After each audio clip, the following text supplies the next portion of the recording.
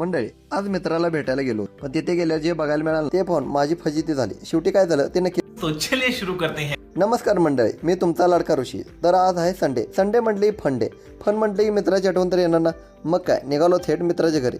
तिथे जाऊन बघतो तर काय हा साहेब नटून थटून माझी वाट बघत बसला होता। मी कॅमेरा ऑन केला आणि पट्ट्या असा लाजायला लागला। म्हटलं बाबा एवढे नखरे नको करू, बॉलिवूडवाले लगेच तुला उचलून येतील।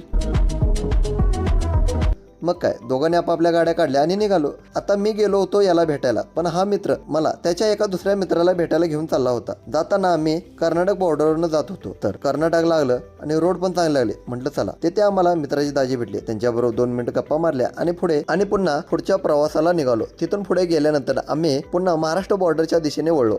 आता पुढचा रस्ता म्हणजे काय सांगू मंडळी, कॅनलच्या कडेने कच्च्या रोडवरून आमची गाडी चालली होती। एवढा रस्ता खराब होता की गाडी चालवत होतो की गाडी आमच्यावर चालत होती हे कळत नव्हतं। असं करत करत पुढे गेलो तर आमचा मित्र तिथे वाट बघत बसला होता।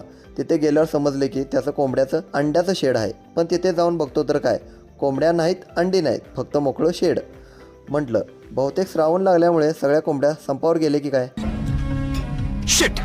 मग माझ्या मित्राने त्याला सांगितलं मला कोंबड्या बघायच्या आहेत। मग त्या मित्राने आम्हाला दुसऱ्या शेडवर घेऊन जाण्याचं ठरवलं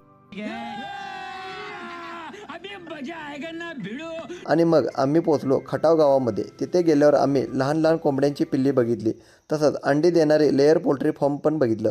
तिथे मला एकदम भारी दृश्य दिसलं। एक कोंबडी मस्तपैकी टोचा मारून मारून पाणी पित होती। ते दृश्य बघून मला एवढं भारी वाटलं की म्हटलं हे तर व्हिडिओमध्ये घेतलं पाहिजे।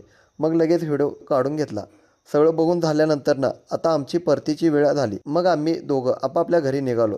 मित्राची गाडी आम्ही तिथेच लावली होती, कारण त्याला ती तिथेच ठेवायची होती।